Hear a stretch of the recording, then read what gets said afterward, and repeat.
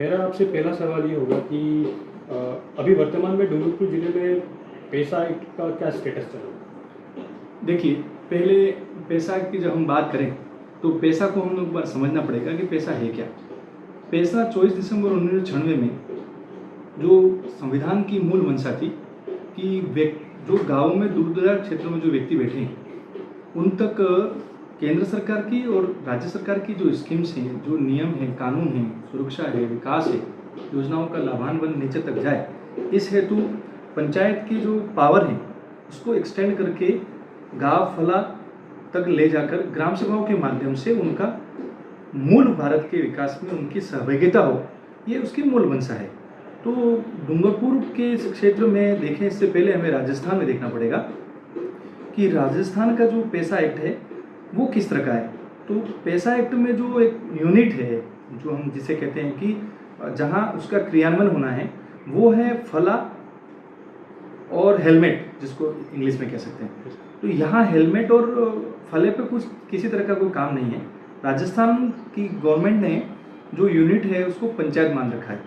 तो ऑलरेडी पंचायत तो वर्क कर ही रही है, लेकिन पंचायत के पावरों का नीचे तक जो जाना चाहिए था वो नहीं गया है। तो जितना इम्प्लीमेंटेशन अगर हम यहाँ की बात करते हैं, विकास की योजनाओं को संबंधित हो या डेवलपमेंट को लेकर हो, तो यहाँ उतनी अभी प्रभावी नहीं है। एग्जीक्यूशन उस टाइप से नहीं है। एग्जीक्यूशन उस टाइप का नहीं है। मिलवाई जैसा केंद्र का कानून कहता है, जैसा संविधान की मूल मंशा है कि पैसा में ग्रामीण के निचले स्तर तक लोग अपनी बात को पारंपरिक दृष्टि से कह पाए। पारंपरिक दृष्टि में नहीं, समझिए आप, कोई भी गांव का व्यक्ति है, वो ग्राम सभा में उसको सूचना कैसे मिलेगी, वो जा नहीं पाएगा। उसकी लैंग्वेज इशू है, उसका समय का इशू है, क्योंकि वो माइग्रेट होकर कहीं काम करने जा रहा है और किसी ग्राम पंचायत ने उसको 10 बजे अगर बुलाया है तो वो रोजगार करेगा या ग्राम पंचायत में जाएगा। इसीलिए संविधान ने ये कहा है कि उसकी जो पारंपरिक उसकी जो ग्राम सभा है, जैसे पहले किसी आम के पास में बैठते थे, किसी चौराहे में बैठ के जो बुजुर्ग बात करते थे, उसी तरह का संविधान में इसको परिभाषित किया है।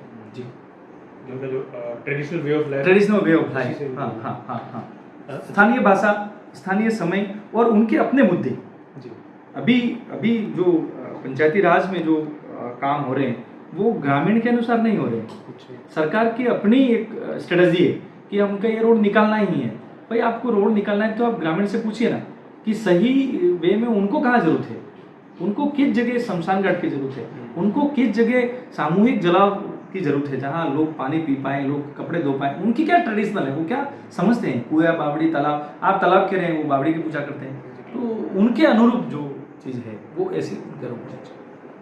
सर, अभी वर्तमान में डूंगरपुर के कितने गांवों में अभी पूर्ण रूप से पैसा के अंतर्गत मतलब काम होता है? अभी आपको क्या लगता है इस बारे में? नहीं, डूंगरपुर में देखिए, पैसा इन द सेंस जनजाति अनुसूचित क्षेत्र। अनुसूचित क्षेत्र इट मीन्स जहाँ जनजाति या भील या जो भी जनजाति के समुदाय हैं, उनकी पॉपुलेशन अगर 50% से 50% से वो है तो वो जनजाति क्षेत्र है। और पंचायत का जो अनुबंध है 1996 में जो 24 दिसंबर को पैसा के बारे में कहा है, उसका एक्सटेंशन है।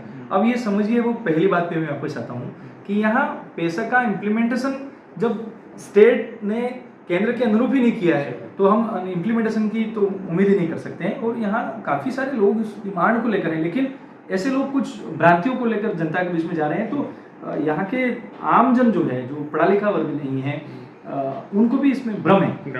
ग्रामीण जो है, तो हम गांव के बारे में अगर कह पाएंगे तो अभी इम्प्लीमेंटेशन उतना मात्रा में नहीं है। पैसा अधिनियम के बारे में आपका जो ओवरऑल दृष्टिकोण है, इससे लागू होने से जनजातीय समाज पे क्या प्रभाव पड़ा है या पड़ रहा है या पड़ेगा? देखिए, शेड्यूल 5 पे की अगर हम बात करें, पंचम अनुसूची की, तो उसमें ये चीज़ें निहित हैं कि जनजाति जो अपना कल्चर है, कस्टमरी लॉ है, पारंपरिक उसका गीत है, ज्ञान है, संगीत है, उसकी भाषा है, उसकी जीवन शैली है, उसको संरक्षित करते हुए उस क्षेत्र का विकास उसके अनुरूप हो। लेकिन आज की तारीख में पैसा कानून में जो प्रभावी क्रियान्वयन हो होना चाहिए वो नहीं हुआ। मैं आपको एक बात बताता हूँ कि अगर कहीं किसी ने आके सरकार ने एक बांध बना दिया तो वहाँ जो लोग हैं वो लोगों को वहाँ से विस्थापन होना पड़ा। अगर विस्थापन होना पड़ा तो ऐसे समय में अगर पैसा कानून की यूनिट अगर नीचे बनी हुई है तो उसको पुनर्वास को लेकर भी काम करेगी। जी अगर रिहेबिटेट अगर वो सही प्रॉपर वे में नहीं हो रहा है तो मुझे लगता है कि उसके लिए बोलने वाला कौन है, एग्जैक्टली। क्योंकि सरकार की अंतिम जो यूनिट है वो है पंचायती राज। पंचायती राज खुद में एक बॉडी है, लेकिन वो लोगों के लिए आवाज़ कैसे उठाएगी, उसका काम करने का एक अपना सिस्टम है। जी तो मैंने पैसा कानून में वन उपज से लगाकर वहाँ के विकास को लगाकर ये सारी चीज़ें इंक्लूडिंग एक अनुबंध है पूरा, जी जी जिसे संविधान में अनुसूचित क्षेत्र कहते हैं, वो अनुच्छेद 244 ख वन का एक भाग है। एग्जैक्टली। तो अगर उसको हम डिफाइनेशन करेंगे तो ये इसके अंदर सारी चीज़ें आती हैं। जी जैसे आपने बताया कि एग्जीक्यूशन में दिक्कतें हैं, तो मेरा अगला सवाल इसी पे है कि पैसा अधिनियम के क्रियान्वयन में सबसे बड़ी चुनौतियां आपके हिसाब से क्या है? पैसा अधिनियम में जो चुनौती है वो देखिए, पैसा की डिमांड कौन करेगा? पैसा की डिमांड वहाँ की जनता करेगी, और या तो सरकार इतनी सजग हो जाए कि जनजातीय क्षेत्रों को जो मूल मंशा है जो संविधान की, वो या तो पूर्ण रूप से दे दे। जब 96 से सरकार ने संशोधन विधेयक में करके, संविधान में करके पैसा जो है उसको पावर को एक्सटेंड किया, तो ऐसा क्या हुआ कि जो अनुसूचित क्षेत्र हैं भारत के 10 राज्य लगभग, उसमें इम्प्लीमेंटेशन की ऐसी क्या कमी आई? उसमें एक ही प्रॉब्लम आई कि जो संविधान की मूल मंशा है उसमें स्टेट ने अपना एक जो गवर्निंग पावर है उसमें एड ऑन कर दिया। अच्छा। तो अपने अपने स्टेट ने अपनी अपनी बात कही। जैसे आज पैसा के मामले में अगर उसको रोल मॉडल माना है तो महाराष्ट्र एक रोल मॉडल है, उसमें इम्प्लीमेंटेशन सरकार ने बहुत अच्छा किया, मध्य प्रदेश की शासन व्यवस्था ने भी बहुत अच्छा किया। पैसा के क्रियान्वयन लेकर एक कोर टीम बने जिसमें स्टेट बॉडी का हेड हो, जनजातीय मंत्रालय उसका हेड बने। लेकिन एक बात तय है कि जब से 96 में जब पैसा अधिनियम लागू हुआ तो दोनों समय में भारतीय जनता पार्टी की पार्टी रही है। अटल बिहारी वाजपेयी के समय में जनजातीय आयोग बना, इसी विषय को लेकर बना कि संविधान क्या कह रहा है। संविधान ने जनजातियों के लिए एक चीज़ कही कि उनको उनके हिसाब से जीने दो, उनके हिसाब से कल्चर में लो, उनके कल्चर, उनके रहन सहन, उनका विकास उनके अनुरूप हो। तो उसके बाद में जनजातीय आयोग बना, और जनजाति का अपना एक विभाग नहीं था लंबे समय तक, तो जनजाति का एक अपना विभाग बना। आप राजस्थान के परिप्रेक्ष्य में अगर आते हैं तो जो आज की तारीख में यहाँ पैसा का इम्प्लीमेंटेशन की वजह से ही मैं विधायक लड़ पाया हूँ, मेरे भाई सरपंच लड़ रहे हैं, कोई लोकसभा का चुनाव लड़ रहा है, कोई सरपंच बन रहा है, मतलब सरपंच से सांसद तक का इस राजनीतिक क्षेत्र में जो लाभ मिला है वो जनजाति को डोमिनेटिंग का मिला है, लेकिन वो एक किसी क्षेत्र में मिला है। ऐसा विकास में है, ऐसा नौकरियों में है, ऐसा आरक्षण की व्यवस्थाओं में काफ़ी कॉन्ट्राइंडिकेशन है। और मुझे लगता है कि विकास के क्षेत्र में हो सकता है, लेकिन जो निचले स्तर में जो ग्रामीण जन है उसको उसका बहुत ज़्यादा लाभ नहीं हो पाया। लेकिन जनजातियों की उसकी जो शैली है उसके विकास में तो बिल्कुल परिवर्तन आया है, लेकिन जितना उम्मीद कर रहा है ये अधिनियम उतना इम्प्लीमेंटेशन नहीं। जैसे आप बात करते हैं ग्रास रूट लेवल की, तो क्या आप मानते हैं कि पैसा अधिनियम से ग्राम सभाओं की भूमिका मजबूत हुई है, और यदि हाँ तो किस प्रकार? आपको क्या लगता है? फिर वही बात, ग्राम सभाओं की जो मजबूती है, जब ग्राम सभाओं का गठन ही नहीं हुआ है पैसा अधिनियम के अकॉर्डिंग में, एक फला, एक हेलमेट, जैसे आज मेरे गांव में कोई आएगा, मेरा जो ग्राम पंचायत है वो टाड़ी हो रही है, मेरा जो गांव है वो नलवा है, ग्राम पंचायत और ग्राम की जो कॉन्सेप्ट है वो कॉन्स्टिट्यूशनली तो ठीक हो सकती है, लेकिन संविधान पैसा कानून के अनुरूप अगर मेरे गांव में कोई टाडीउरी में आया, टाडीउरी में आने के बाद में वो नलवा पूछेगा, और नलवे का बाद में पूछेगा बंसीलाल जी आप कौन से फले के हैं, तो मैं फला बोलूंगा, मैं कटारा फला का हूँ, तब जाके मेरी आइडेंटिफिकेशन होती है। तो आप ये समझिए ना कि हमारी ओरिजिनल पहचान जो है फले के रूप में, और पैसा कानून ने भी फले को कहा है कि फला जिसकी संख्या 20 घर है, 30 घर है या 40 घर है, वहाँ के लोग बैठ के स्थानीय स्तर में एक निर्णय करें कि हमें करना क्या है। जब ग्राम सभाओं का गठन नहीं हुआ है, आपने पंचायत को ही ग्राम सभा मान लिया, पंचायत जो ग्राम सभा बुला रही है उसको हमने, हमारे लोगों ने ग्राम सभा समझा। ऐसा नहीं है, ग्राम सभा की जो स्वशासन, हमारा अपना शासन, सेल्फ, और हम अपने शासन से हमारे गांव का विकास करें। ये पैसा कानून की मूल मंशा है। जब वो हुआ ही नहीं है, वहाँ ग्राम सभाओं की गठन ही नहीं हुआ है, उन्होंने डिमांड ही नहीं की है। उनकी डिमांड यहाँ के ट्राइबल जो मिनिस्टर है, ट्राइबल का जो डिपार्टमेंट है, यहाँ के जो बॉडीज हैं, एसडीएम हो गया, कलेक्टर हो गए, कमिश्नर्स हो गए, फिर वो राज्यपाल तक, मतलब वो वहाँ तक मांग ही नहीं हुई है, तो इम्प्लीमेंटेशन की तो बात ही नहीं हो सकती। जी, क्या स्थानीय प्रशासन और जनजातीय समुदायों के बीच पैसा अधिनियम के क्रियान्वयन को लेकर के कोई संघर्ष या मतभेद? बिल्कुल है।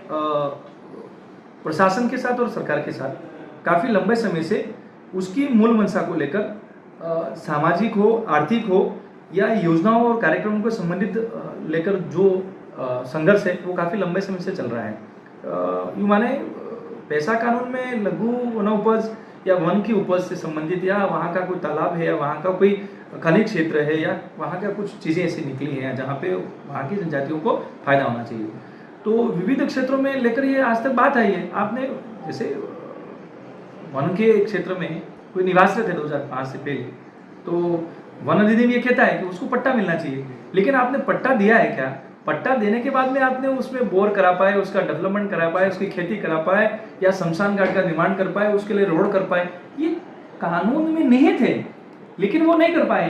तो स्थानीय जहाँ के लोग हैं वो प्रशासन शासन के साथ में, राजनीतिक पार्टियों के साथ में, सरकारों के साथ में संघर्ष करते हुए आ रहे हैं और ये लंबे समय से चल रहा है। और कुछ मायने में नरेंद्र मोदी जी की सरकार में सामुदायिक वनाधिकार को लेकर, वन अधिकार को लेकर, सीआरएफ को लेकर, पैसा को इम्प्लीमेंटेशन को लेकर काफ़ी कुछ चीज़ें आगे बढ़ रही हैं। और केंद्र की अभी ही सरकार ने ये माना है, गवर्नमेंट ऑफ इंडिया का एक लेटर है, आप इसमें देखेंगे सितंबर 5 अभी आया है, उसने लिखा है कि design empowerment tribal constitution of the schedule Feb में ये लिखा है कि इम्प्लीमेंटेशन इफेक्टिवली नहीं हुआ है। जब केंद्र सरकार कह रही है और केंद्र सरकार की मंशा है, तो अभी उसमें कुछ संघर्ष जारी है जनजातियों का और सरकार के साथ।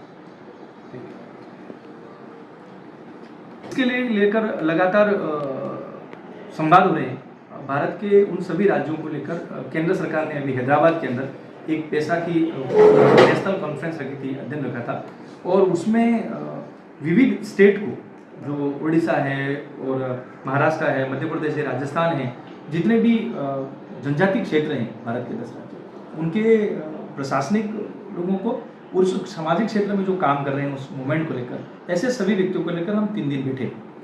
हमने ये पाया कि केंद्र का अधिनियम क्या कह रहा है और राज्य का जो अधिनियम है पैसा कानून का वो क्या कह रहा है, उसमें जितने भी व्यवधान थे या बीच के जो एरर थे उसको हमने गैप को पूरा किया है और उसको लेकर एक कॉन्सेप्ट नोट तैयार हुआ है।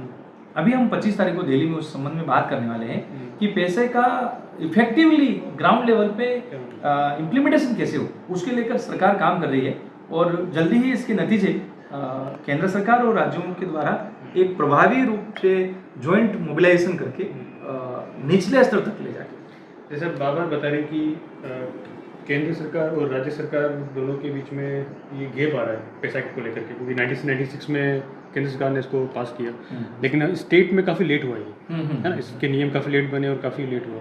इस बारे में आपका क्या कहना है? बेसिकली इस विषय को लेकर राजनीति तो नहीं होनी चाहिए, लेकिन क्योंकि बहुत गंभीर विषय है और जनजातियों के अस्मिता, अस्तित्व और विकास का विषय है, लेकिन जितनी भी सरकारें रही हैं उनकी मंशा ये नहीं रही कि जनजातियों का चहुमुखी विकास हो। आप समझिए, सोशली, इकोनॉमिकली, कल्चरली जो डेवलपमेंट होना चाहिए वो विलिंग नहीं थी, वो पावर नहीं थी, वो दृष्टि नहीं थी, वो विजन नहीं था जनजातियों को लेकर। इसी कारण इतना समय लगा और भुरिया कमेटी ने भी बहुत इफेक्टिवली कहा था, और ऐसे कई हमारे देश के जो जनजाति लीडर रहे हैं और संविधान में जो समझ रखे थे, उन्होंने कहा है कि जब संविधान कह रहा है तो सरकारों की मंशा क्यों नहीं है। इसमें एक दिखता है कि खाली और खाली एक उपयोग के रूप में जनजाति को लिया। नरेंद्र मोदी सरकार, अटल बिहारी वाजपेयी सरकार, बीरेंद्र सिंह शेखावत सरकार ने जनजातियों के इस पैसा अधिनियम को लेकर, जल जंगल जमीन को लेकर जितने भी हित उसके कानून है उसको इम्प्लीमेंटेशन के लिए प्रवृत्ता दिखाई है, और आने वाले समय में बहुत जल्दी ही जितने भी एरर हैं, जितने भी कानून है, उसका प्रभावी क्रियान्वयन केंद्र सरकार और राज्य सरकार के द्वारा किया जाएगा। सर, जैसे मैंने जाना कि आपने पैसा अधिनियम पे काफ़ी मतलब रिसर्च किया है, आपने काफ़ी पढ़ा है और काफ़ी आपने काम भी किया है और काफ़ी आपने ऑब्जर्व भी किया है फील्ड में रह करके। महाराष्ट्र में जाकर के आपने उसका भी एग्जांपल मुझे पहले बताया था। तो उस आधार पे आपको क्या लगता है कि पैसा अधिनियम का अगर प्रभावी ढंग से लागू होना जनजातीय समाज के आर्थिक और सामाजिक विकास में किस प्रकार से मदद करेगा? देखिए, भारत की पृष्ठभूमि पे देखें या भूभाग पे देखें तो जनजाति लगभग 33% जंगल पे निहित है और वहाँ रहता है।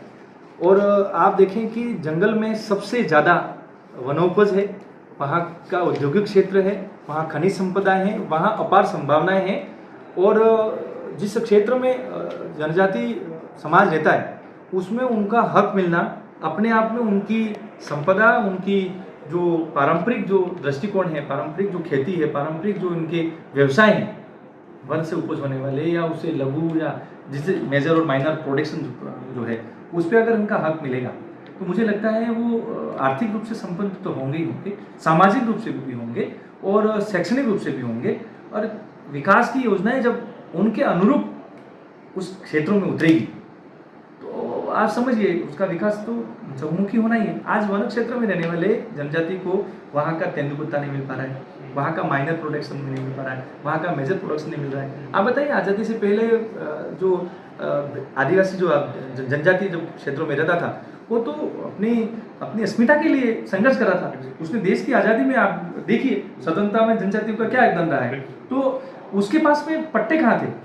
जब ब्रिटिशर्स आए, जब लेगेसी जो साथ में आई तो लेगेसी ने तो उसका उन्होंने संघर्ष किया है। हम 1850 से पढ़ते हैं लेकिन जनजाति समाज तो 1778 के आसपास में 65 के आसपास में संघर्ष कर रहा है इन लोगों से। तो सरकार ने कहा है कि रिजर्व फॉरेस्ट है। रिजर्व फॉरेस्ट माने क्या? उसमें आदिवासी जा नहीं पाएगा, जनजाति जा नहीं पाएगा, उसका माइनर मेजर प्रोजेक्ट नहीं ले पाएगा। उसके पीछे मंशा ये थी कि ऐसे लोगों को जो मूल मालिक हैं या जो मूल उसके हकदार हैं, जहाँ इनकी जीवन शैली है, जहाँ वो रहते आए हैं, जहाँ के साथ वो इको फ्रेंडली है, मतलब कहिए ना कि शेर और आदिवासी या जनजाति एक जैसे सामंजस्य उनका उनके साथ में, वो भी अनावश्यक किसी का शिकार नहीं करेगा और जनजाति भी अनावश्यक किसी को परेशान नहीं करेगा। लेकिन पिछली सरकारों ने जनजातियों के हक अधिकारों को लेकर इतनी गंभीरता नहीं दिखाई है, इसलिए कहीं न कहीं उन सरकारों के प्रति रोष रहा है। और आने वाले समय में केंद्र और राज्य सरकार अगर सामंजस्य बिठाएगी तो आने वाले समय में इनके विकास को लेकर, आर्थिक को लेकर, सामाजिक संस्कृति रीति रिवाजों को लेकर मुझे लगता है बहुत अच्छा आगे विकास होगा। स्पेसिफिक डूंगरपुर एरिया में अपने भील समुदाय में पैसा अधिनियम के प्रति जागरूकता बढ़ाने के लिए आपके हिसाब से क्या प्रयास किए जा रहे हैं? क्या लोकल जो यहाँ के जो लीडर्स हैं उनके हिसाब से या सरकार के हिसाब से, प्रशासन के हिसाब से? राजस्थान में पैसा इम्प्लीमेंटेशन को लेकर अधिनियम जो बने हैं वो 2011 में बने हैं। और 2011 में जो 1996 का जो अधिनियम है उसको लेकर जो गैप था, आप उसको देखिए। जब राजस्थान में 2011 और 2015 में आरंभिक रूप से वो पंचायती राज अधिनियम बनाए गए तो इतने लंबे अंतराल के बाद में 2015 से अगर डूंगरपुर तक अगर पैसा अधिनियम पहुंचता है और आज तक भी धरातल पे नहीं पहुंच पाया तो आप उसके प्रभाव के बारे में तो बात ही नहीं कर सकते। तो जागरूकता बढ़ाने के लिए ऐसे कुछ प्रयास हो सकते हैं मतलब लोगों में, गाँव में, रूरल एरियाज में? अभी पैसा की जो मूल मंशा है, जो संविधान के अनुसार है, उसको लेकर पंचायत स्तर पर, उसके पंचायत समिति स्तर पर और जिले स्तर पर हम लोग जनजाति विभाग के माध्यम से राजस्थान सरकार के यशस्वी मुख्यमंत्री भजनलाल जी शर्मा के नेतृत्व में हमने एक टीम गठित करने की मांग की है। और जल्दी से ही उसकी मूल जो संविधान की मूल मंशा है कि जनजातियों का चहुमुखी विकास हो, सांस्कृतिक रूप से, आर्थिक रूप से, सामाजिक रूप से उनका डेवलपमेंट में उनका हक हो, भारत के विकास के क्रम में उनकी भी सहभागिता, उसको लेकर प्रयास हो रहा है। और मोबिलाइजर लगाने की और कार्यशालाओं कर जितनी भी क्षेत्रों में पैसा को बहुत प्रभावी ढंग से लगाया जाए उसके लिए कार्यशाला करेंगे। और सरकार को जल्दी से ये कहा है कि उनकी जो मूल मंशा उसके अनुसार कार्य किया जाए और सरकार उसको इम्प्लीमेंटेशन के लिए गंभीर है और आने वाले समय में उसके प्रभाव दिखेंगे। जनजातीय नेताओं और समुदायों के बीच संवाद और सहयोग को बेहतर बनाने के लिए किन पहलुओं पर ध्यान दिया जाना चाहिए आपके हिसाब से? जनजातीय नेताओं और सरकार के बीच में, समुदाय के बीच, जनजातीय समुदाय और सरकार के बीच में सरकार कई बार सरकार आपके द्वार तो कहती है, लेकिन मैंने फिर वही बात बोली, सरकार की अप्रोच जो है वो पंचायत के अंतिम छोर तक है। और पैसा कानून उस भले हेलमेट तक की बात करता है। जब सरकार के प्रतिनिधि या जनप्रतिनिधि कहें या उसको जो डील कर रहे हैं, वो अगर नीचे तक जाके वहाँ की आवश्यकताओं के बारे में, वहाँ के सरकार की योजनाओं के बारे में, उसकी क्रियान्विति के बारे में जब ग्राम सभा स्तर पे बात चालू हो जाएगी, मुझे लगता है कि एक उसके अच्छे प्रभाव आएंगे और सरकार और समुदाय के बीच में संवाद का एक बड़ा स्तर जो है वो ग्राम सभा है और वही पैसा कह रही है। तो अगर पैसा इम्प्लीमेंटेशन हो जाएगा तो ये जो संवाद में थोड़ा जो गैप है उसको लेकर प्रॉपर वो बांट सकते हैं। और ये बड़ा वो है ग्राम सभा कि ग्राम सभा में सरकार अपनी बात तक रख सकती है और योजनाओं का इम्प्लीमेंटेशन ढंग से हो सकता है। क्या डूंगरपुर के जनजातीय जो समुदाय है उनको फॉरेस्ट राइट एक्ट के प्रावधानों की पूरी जानकारी है आपके हिसाब से? जितना भी आप गांव में रहते हैं, घूमते हैं, लोगों के बीच रहते हैं, उसमें आपके एक्सपीरियंस क्या होगा? फॉरेस्ट जो का अधिनियम है, जो वनाधिकार कहते हैं, 2005 के बाद पहले जो 3 पीढ़ियाँ जो भूमि पे रह रही थी, उसका जहाँ भी वो स्थापित है वहाँ उसकी ज़मीन उसको मिलनी चाहिए, ऐसा ये कानून कहता है। और वही फॉरेस्ट रिजर्व फॉरेस्ट एक्ट में जो अंग्रेजों और उनके बीच में जो घटना हुई, वहाँ आम लोगों में एक भ्रांति है। और भ्रांति यूँ कहें कि जागरूकता नहीं हुई। ऐसे रिमोट एरिया में अधिनियम को लेकर जो गलतफहमियाँ हैं एक्ट को लेकर, वो पहले से ही स्थापित है। तो जो संविधान के अनुसार जो वनाधिकार जो 2005 को कहा है, उसकी मूल जो जानकारी है वहाँ के लोगों को नहीं है। इसलिए सरकार और समुदाय के बीच में जो संघर्ष पैदा हो रहा है, उसमें जो बैड एलिमेंट्स हैं, जो उसकी जो मूल कानून की मंशा है, उसकी विश्लेषण गलत तरह से कर रहे हैं, तो वो इंटरप्रिटेशन गलत कर रहे हैं। तो सरकार के साथ संघर्ष कर रहे हैं कि ये जल जंगल जमीन हमारा है, हम यहाँ के मूल निवासी हैं। संविधान भारत के सभी लोगों को यहाँ के मूल निवासी मानता है, धर्म, जाति, पंथ और सभी क्षेत्रों में अपनी बात रखने का हक देता है। लेकिन किसी भी तरह से जनजाति संविधान से भी कटा हुआ नहीं है और सरकारों से भी कटा हुआ नहीं है। लेकिन कुछ ऐसे बैड एलिमेंट्स हैं जो इंटरप्रिटेशन गलत करते हैं, जिसकी वजह से कुछ संघर्ष जैसी स्थिति है। लेकिन सरकार उसकी मंशा को निचले स्तर तक हम लोग ले जा रहे हैं और जल्दी से ही उसका जो मूल जो उसका हेतु है वो जनता तक जैसे हम अधिकार देंगे तो लोगों को समझ में आएगा और जो भी करेक्शन होंगे वो सही हो जाएगा। इसी क्रम में मेरा आखिरी सवाल रहेगा कि वन विभाग और जनजातीय समुदाय के बीच डूंगरपुर के संदर्भ में के बीच संसाधनों के उपयोग को लेकर के क्या कोई मतभेद है अपने, मतलब भील समुदाय और वन विभाग के बीच में जो संसाधन है उसको लेकर कुछ मतभेद है? आपको क्या लगता है? हाँ, बिल्कुल मतभेद है। मैं आपको ये बात पहले भी बताया कि जनजातीय समुदाय यहाँ हजारों वर्षों से रहता हुआ आ रहा है इस जमीन पर। फॉरेस्ट कब आया? फॉरेस्ट उसके बाद आया। फॉरेस्ट आके अगर मेरी जमीन में मुझे ये कहेगा कि मैं मालिक हूँ, आप उससे एक्सक्लूड होइए, बाहर निकलिए, तो ऑब्वियसली कोई एक्सेप्ट नहीं करेगा। तो विरोध बहुत तगड़ा है। आपने व्यक्तिगत और सामुदायिक दोनों तरह के वनाधिकार दिए सरकार ने। आप व्यक्तिगत देने के बाद में, पट्टा देने के बाद में भी उसको वहाँ से एक्सक्लूड कर रहे हो। आप कह रहे हो आप यहाँ नहीं, यहाँ बैठेंगे। तो जो संघर्ष है वो तो सरकार के साथ में, वन विभाग के साथ में। इसमें दो विभाग हैं, पंचायती राज में पैसा कानून और इधर फॉरेस्ट है। दो विभाग का कोलिब्रेशन होके जब सामाजिक दृष्टि से एक साथ यहाँ के क्षेत्र के लोगों के साथ नहीं बैठा जाएगा, दोनों विभाग अगर सामूहिक रूप से एक जगह आके नहीं बैठेंगे, तब तक ये जो विरोध है, वन विभाग कुछ और कह रहा है, पंचायती राज विभाग और कह रहा है, सरकार, राज्य सरकार के कोई नियम अधिनियम और कह रहे हैं, केंद्र सरकार के अधिनियम कुछ और कह रहे हैं। तो ये जो विरोध है, संघर्ष है, वो स्थानीय समुदाय में वन विभाग के बीच में है। वन विभाग, वो व्यक्ति कह रहा है ये आम तो मैंने लगाया, ये सागवान तो मैंने जमीन पे लगाया, और वन विभाग कह रहा है ये तो हम आपको काटने नहीं देंगे। अगर कोई सूखी लकड़ी कट जाती है तो आदिवासी उसका मकान कहाँ से बनाएंगे? वो वहीं से तो जीता आ रहा है, उसकी जीवन शैली जो है वो जंगल पर निर्भर है। वहाँ के वन, वहाँ का उपज, वहाँ का तालाब, वहाँ की मतलब जितनी भी प्राकृतिक संपदाएं हैं, एक समय के बाद में उसका दोहन वो करेगा ही करेगा। लेकिन किसी भी रूप से वो अनाधिकृत रूप से वो वृक्ष को नहीं काटता है। कभी भी जनजातीय आदिवासी समाज पौधों को उनके कुल देवताओं के रूप में मानता है। जब कुल देवता के रूप में मानता है, आप मुझे एक बात बताइए कि वन विभाग कितने वर्षों से प्रयास कर रहा है? मुझे लगता है 60-70 सालों से वो प्रयास कर रहा है कि ये जो पहाड़ियाँ हैं वो सजे, वहाँ जंगल प्रोडक्ट पैदा हो और हरियाली हरियाली हो। आप मुझे बताइए कितने % जंगल को हरियाली कर पाए। आज उसी जंगल को आप जनजाति को दे दीजिए सामुदायिक वनाधिकार के नाम पे, तो आप देखेंगे जिसको वो पूछता है वो कभी नहीं काटेगा उसको।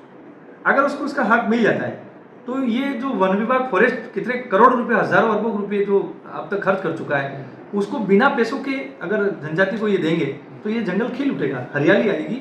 जो हम जिस समस्याओं के साथ जूझ रहे हैं, वातावरण जो हमारा परिवर्तन हो रहा है, टेम्परेचर बढ़ रहा है, सामयिक दृष्टि से प्रदूषण फैल रहा है, ये सारा जो सिस्टम है वो जनजाति बेहतर ढंग से समझता है। मुझे लगता है कि इन दोनों विभागों, पंचायती राज और वन विभाग को बैठकर सरकार के साथ हम डायलॉग करने वाले हैं और दोनों विभागों के सामूहिक साझा प्रयास से यहाँ की जो भूमि की जनजाति है, इवन टीएसपी क्षेत्र की जनजाति है, या राजस्थान के वो सभी सुदूर क्षेत्र जहाँ जनजाति क्षेत्र है, उन सभी क्षेत्रों में इसकी जल्दी से समाधान निकाला जाए। पेशा के विषय में अंतिम में राजस्थान के संदर्भ में आपकी क्या अनुशंसा होगी, आपकी मतलब व्यक्तिगत आपके रिकमेंडेशन क्या क्या होने चाहिए पेशा के लेकर? पिछली सरकार ने पेशा कानून को लेकर घोषणा की थी और उन्होंने एक कमेटी का गठन किया था। तब मैंने अशोक जी गहलोत साहब से ये कहा था कि अगर किसी सरकार की मंशा है कि जनजातियों का विकास होना चाहिए तो आपको किसी कमेटी की जरूरत नहीं है। आप हूबहू जो सेंटर के नियम है, जो संविधान ने पेशा को परिभाषित किया है, उसके अनुरूप जनजाति को दीजिए। जब आपकी 70 साल तक मंशा नहीं रही, आदिवासियों को, जनजातियों को, यहाँ के बिलों को आप हमेशा दूर रखते रहे, मतलब एक्सक्लूड करते रहे। अब ये मानिए ना कि आने वाले समय में जो सरकार से हमारी जो मांग है वो ये है कि अभी राज्यपाल महोदय ने सरकार को ये कहा है कि जनजाति की जितने भी संवैधानिक हक हैं उसको बिना किसी इफ एंड बट के आप हूबहू लागू करिए। अभी राज्यपाल महोदय ने कहा है, अभी कहा है कि आज ग्रामीण जन 10 किलोमीटर दूर जाके राशन का दुकान ला रहा है, तो वो नौकरी कब करेगा, उसका आजीविका कब करेगा? तो वो सारी चीजें उसकी प्रीमाइसिस में, उसके जो क्षेत्र है उस क्षेत्र में होनी चाहिए, ये पैसा कह रहा है। तो सरकार से हमारी ये मांग रहेगी कि विकास की, सामाजिक की, सांस्कृतिक कल्चर की, ये सारी चीजें सरकार पेशा कानून, वनाधिकार और जो मूल मंशा है टीएसपी में जो अधिनियम लागू होते हैं उसमें सरकार जल्दी से ही इस पर इंटरवेंशन करते हुए एक अच्छी टास्क बनाए और यहाँ के जनप्रतिनिधियों के माध्यम से, यहाँ के सामाजिक जो हमारे कार्यकर्ता हैं, समाज है, उससे एक अच्छा साझा विचार करके हूबहू जैसा केंद्र ने या जिस तरह के संविधान की मूल मंशा के अनुसार अंतिम व्यक्ति का उदय कैसे हो, ऐसी राजस्थान सरकार और केंद्र सरकार का प्रयास है कि अंतिम व्यक्ति का उदय हो। ये जल्दी से सरकार पूर्ण करे, तब जनजातियों का चहुमुखी विकास होगा और बाबा साहब अम्बेडकर और संविधान की जो मंशा थी कि अगड़ा जो पिछड़ा है वो भी आगे आए और वहाँ उस क्षेत्र में, सुदूर क्षेत्र में, आप मेडिकल हेल्थ को लीजिए, आप शिक्षा को लीजिए, आप वैज्ञानिक तकनीकों को लीजिए, आप आधुनिक जो हम लोग आज उपयोग कर रहे हैं, जिस क्षेत्र में बैठ के जो बात कर रहे हैं, सुदूर क्षेत्र में ये चीज़ें सुलभ ही नहीं। तो उसका जो मूल भारत है हमारा, उसका भाव घटाए, कहीं कहीं वो उपेक्षित है, वो सोच रहा है ये मुझे क्यों नहीं मिल रहा है, मुझे उसके लिए लड़ना क्यों पड़ रहा है। जब संविधान ने तो सब व्यक्ति को एक जैसा कहा है, तो वो व्यक्ति उसके राशन के लिए, उसकी जमीन के लिए, उसकी चिकित्सा के लिए, उसके पढ़ाई के लिए, उसकी छात्रवृत्ति के लिए, उसके रोड के लिए, उसकी सड़क के लिए जब संघर्ष कर रहा है, तो सरकारें संवेदनशील हैं और दोनों सरकार, केंद्र सरकार और राजस्थान सरकार ने इसमें बहुत ज़्यादा गंभीरता से इस विषय को लिया है। सामुदायिक वनाधिकार को लेकर अभी सरकार ने इस बजट की घोषणा में यहाँ के क्षेत्रों की डिमांड को लेकर उसमें शामिल किया है। आने वाले 1.5 से 2 सालों में हम सामुदायिक वनाधिकार के जितने भी पट्टे होंगे, एक जो व्यक्तिगत वनाधिकार की जितनी पेंडेंसी, उसमें हम पूरी तरह से पंचायत स्तर पर, पंचायत समिति स्तर पर और जिले स्तर पर कार्यशाला लगाकर उसकी पेंडेंसी को निपटते हुए हम उसका प्रभावी इम्प्लीमेंटेशन के लिए हमने पूर्ण तैयारी कर ली है और आने वाले समय में उसका प्रभाव लोगों को देखने मिलेगा। Thank you very much sir for your time once again. Thank you so much sir. Thank you, आपने इस महत्वपूर्ण विषय को उठाया और आम जन से हमारे ये आग्रह रहेगा कि समाज में ऐसे लोग जो समाज की रीति नीति के साथ में उसकी संस्कृति, उसकी परंपरा और उस जो हम जीते आए हैं हजारों वर्षों से, इन चीज़ों का संविधान की मूल मंशा से विपरीत जाकर उसका जो परिभाषा दे रहे हैं, जो समाज को संविधान से और समाज को देश से और समाज को क्षेत्र से तोड़ने का काम कर रहे हैं, इन सभी से दूर रहिए राजस्थान सरकार, केंद्र सरकार संविधान के अनुरूप ही चल रही है और संविधान की मूल मंशा के अनुसार आपकी भावनाओं को, आपके हक अधिकारों को लिए हम सामाजिक क्षेत्र के, राजनीतिक क्षेत्र के सभी जो व्यक्ति हैं आपके हक अधिकार को लेकर सरकार से 1 to 1 सामूहिक रूप से, व्यक्तिगत रूप से संवाद कायम कर रहे हैं। और जल्दी से ही हमारी जल जंगल जमीन का जो अधिकार है उसको लेकर हम सरकार से संवाद कायम करेंगे और संवाद से समाधान तक हम जाएंगे, ऐसा मैं आप सभी को विश्वास दिलाता हूँ, भरोसा दिलाता हूँ। भारत माता की जय। जय श्री राम, जय सीताराम, जय गुरु।